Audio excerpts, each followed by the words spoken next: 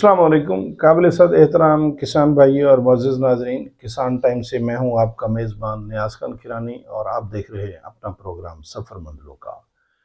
नाज़रीन, जिस तरह मार्च का महीना ख़त्म होने जा रहा है और अप्रैल लगने वाला है, पूरे पंजाब में और सिंध में तो मेरा ख़्याल है कटाई कुछ हो चुकी है और इसी तरह पंजाब के मुख्तलिफ हिस्सों से आगे बढ़ती हुई बलूचिस्तान और केपीकी में कटाई शुरू होने वाली है।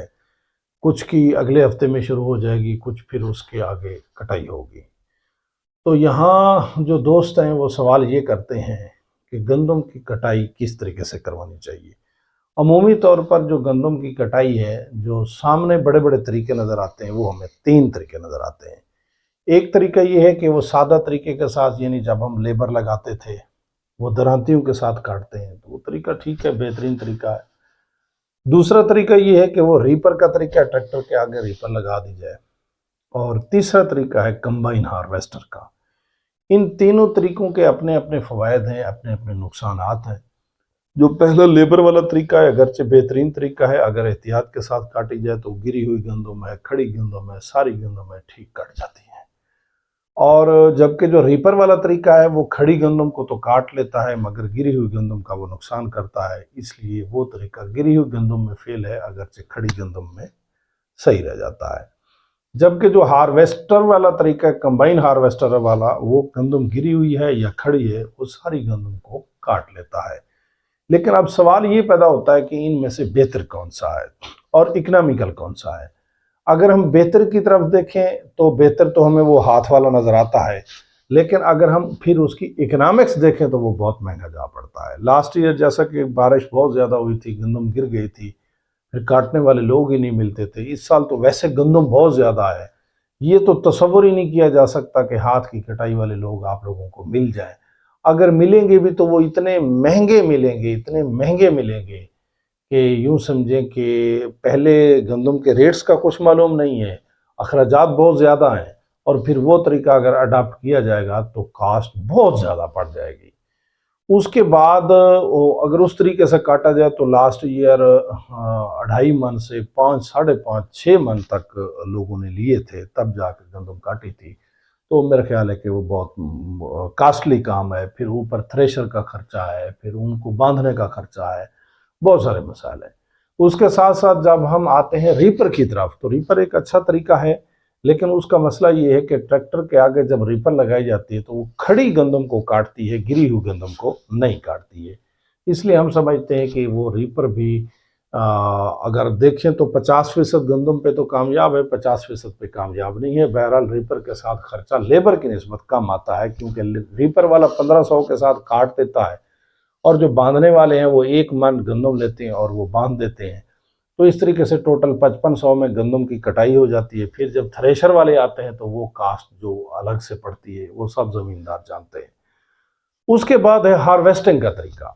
हार्वेस्टिंग का जो हार्वेस्टर के साथ हार्वेस्टिंग का तरीका है, मैं समझता हूँ आज जो जदीद दौर है इसके मुताबिक बेहतरीन तरीका है। एक तो कास्ट कम पड़ती है, कास्ट कम के साथ साथ इसमें गंदम का नुकसान कम से कम होता है। जो थ्रेशर अमूमी तौर पर लगाई जाती है, जब इंसान उसके अंदर, लेबर उसके अंदर गंदम डाल रही होती है, कभी ज़्यादा डाल देते हैं, कभी कम डाल देते हैं।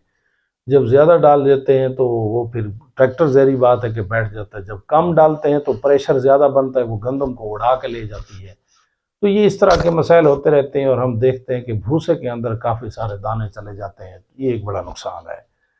उसके साथ अगर अच्छी हार्वेस्टर मिल जाए, तो यानी कि जो सही तरीके से, एक तो 3rd क्लास हार्वेस्टर आती हैं, इनसे तो किनारा कशी कीजिएगा। अच्छी हार्वेस्टर, नई हार्वेस्टर कोई जब मिल जाए, उससे अगर आप गंदम की कटाई करवाएं तो उसके मुख्तलिफ किस्म के फ़वायद हैं। सबसे पहला फ़ायदा ये है कि आपकी ज़मीन फ़ौरन खाली हो जाती है।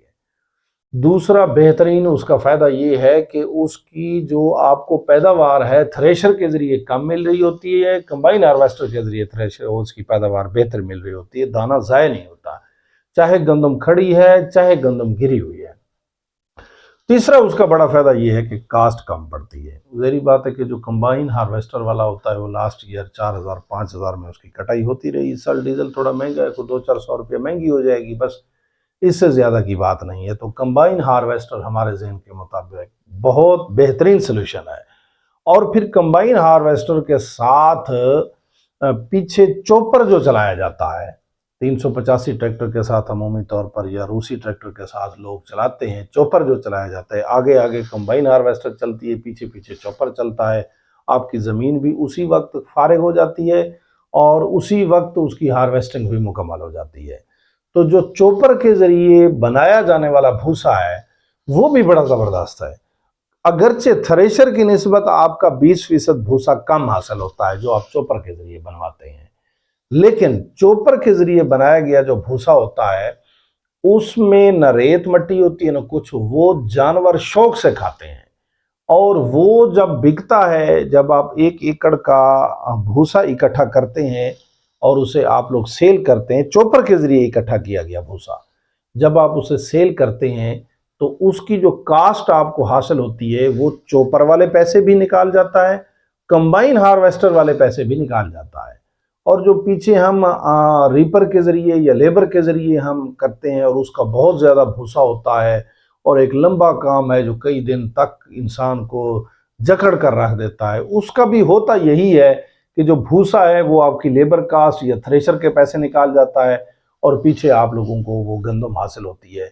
इसमें भी यही होता है कि जो इससे भूसा होगा वो कंबाइन हार्वेस्टर के पैसे भी निकाल जाएगा और आपके जो चॉपर चलाने वाला ट्रैक्टर है उसके पैसे भी निकाल जाएगा। इसका नतीजतन फायदा आपको ये निकलेगा कि इसमें आपको गंदम की पैदावार थोड़ी ज्यादा हासिल होगी और इसके साथ साथ आपका रकबा फौरन खाली हो जाएगा।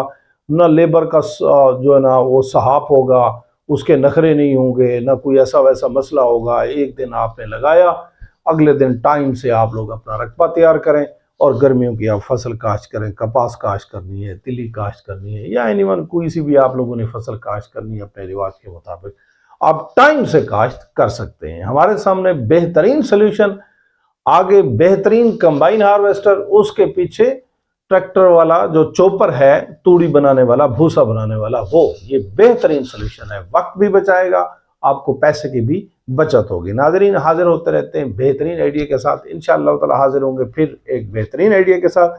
तब तक के लिए मुझे और मेरी टीम को दीजिए इजाज़त। अस्सलाम वालेकुम।